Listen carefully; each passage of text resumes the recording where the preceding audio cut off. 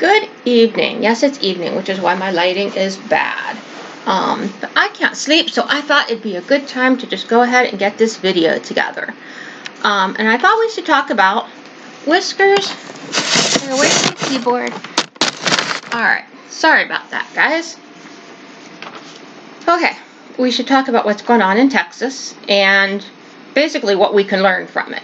So we're not going to talk about whose fault it is that the power grid there is a mess, or whether politicians should be taking vacations to tropical areas. But let's just talk about what we can learn and what we can do. So one thing we can learn is that even if it's unlikely, it can happen.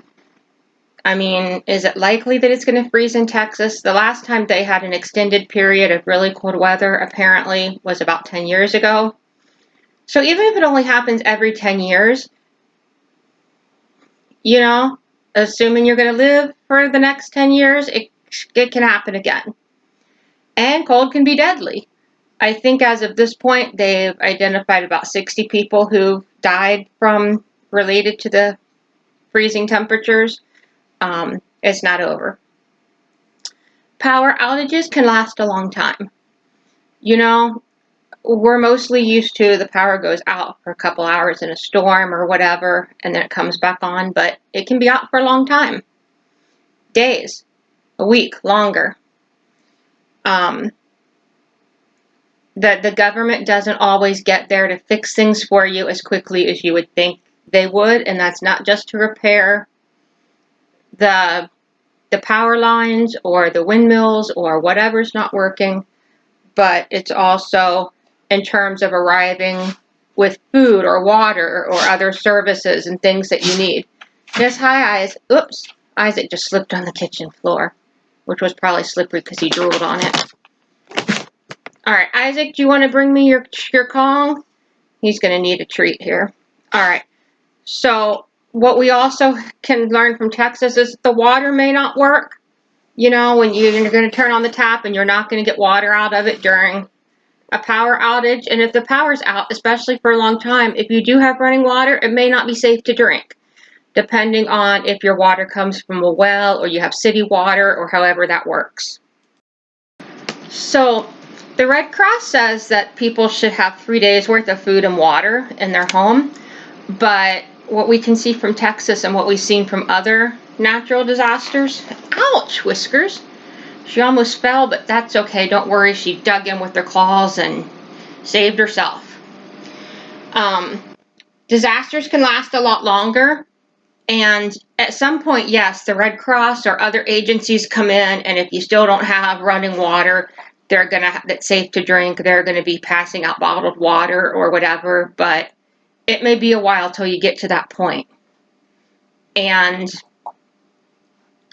if it's like a weather-related disaster, for instance, you may have to be able to get from your home to the place where they're passing out those products like food or water. And depending on where you live, if you're out in the country or something, you may have trouble getting to where they're passing that out. So the main thing is we need to be prepared for extreme weather, including cold, even if we live someplace warm, including very hot weather if we live someplace where it's normally cooler. And it may take several days before services get restored to us. So what do? Well, you can keep a full tank of gas so that if the roads are passable, you can just go somewhere else. Or, you know, if you can afford it, fly to Cancun. No, okay. Keep a full tank of gas. If the power's out in an area, the gas pumps aren't going to work, right? So keep some gas in your car. Have a good sleeping bag that will keep you warm down to freezing temperatures. They're not that expensive. They can be life-saving. It's one of the more affordable things you can do that could save your life in cold weather. Also, there are those Mylar blankets. Those are the ones that look like aluminum foil. They are cheap, and they can definitely save lives. You can get a couple of them for like $10 or less on Amazon. They are incredibly cheap. Okay, have a water filter. What I've got with me right here is my filter bottle. This was somewhere between 20 and 30 bucks on Amazon. You can fill it up with water. If you can't boil your water, see, because they're under a boil water advisory in much of Texas right now, but if you don't have power, how are you going to boil your water? So maybe you think you're going to like start your grill outside and boil up the water, but if it's freezing cold and it's freezing cold in your house, you may not want to go outside to boil water on your grill. Or do you have propane? Or do you have charcoal? Do you have whatever you need to do this on your grill? Because you know you can't bring your grill inside and safely use it, right? Because some people, I guess, in Texas aren't aware of that. So it's important to know what things you have that you can use outside to help deal with some of these power outages, but you can't necessarily bring stuff inside. So don't bring your charcoal grill in the house and cook on it. Can you do it in your garage with the garage door open? I don't know. I might do it if I had to, but you know, by the edge of the garage, does it matter where in the garage you are? I don't know, because that's not my plan for cooking. I don't have a grill, but whatever your plan is to boil water or cook food or whatever, make sure you know how to do it safely.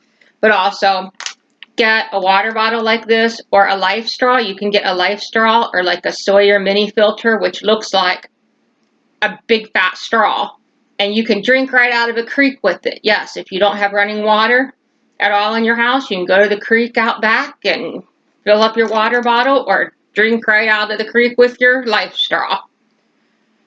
You might want to filter the water first, like through some cloth if it's kind of muddy, because the mud might not taste too good, but you can drink it. Have a carbon monoxide detector. Especially have one if you're going to use something like a propane heater or a kerosene heater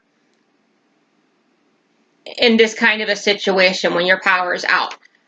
But if you use those regularly anyway, hopefully you have a carbon monoxide detector anyway. They're cheap, they can save lives.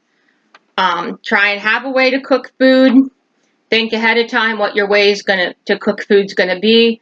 A little camp stove will work. I have that rocket stove you've seen in videos that you use twigs and bark and stuff. But you can get a little propane camp stove that's very lightweight and small. Not only can you boil water on it, you can heat a can of soup or something. Have flashlights. You know, you want to be sitting in the cold and the dark. So have some flashlights. A solar phone charger, really good thing to have. Don't remember what I spent on this. It was probably 20 bucks too. You can get all kinds of good stuff with an extra 20 bucks on Amazon, I'm telling you. It's got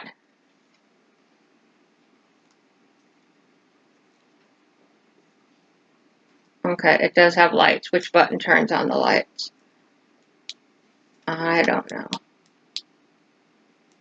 Okay, somewhere it does have like a light.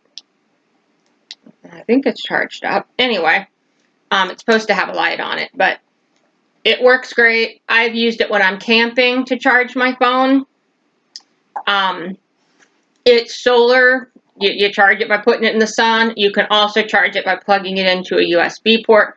So I can charge it off my computer. I can charge it off my the thing I plug in the wall, like where I plug in my phone into the wall to charge it. I can plug it into the thing in my car that I use to charge my phone. But I can just set it on the picnic table in the sun when I'm camping. And the last thing I would have is a solar weather radio, which, by the way, this one also has a thing for charging your phone. So this was less than 20 bucks. It was incredibly cheap. So for, you know, the price of getting this solar charger, you can just get this. It's got like the world's brightest flashlight. It's a small flashlight, but it is bright. Yeah.